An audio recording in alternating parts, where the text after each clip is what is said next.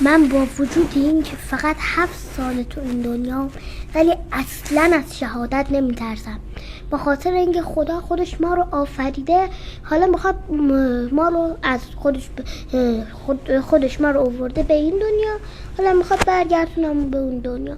بالاخره همه یه روز میمیرن، چه بهتر از این که با شهادت باشه مرگت؟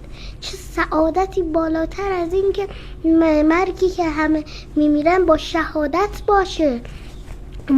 ترامپ از چی میترسونه مردم؟ از چی میترسونه مردم؟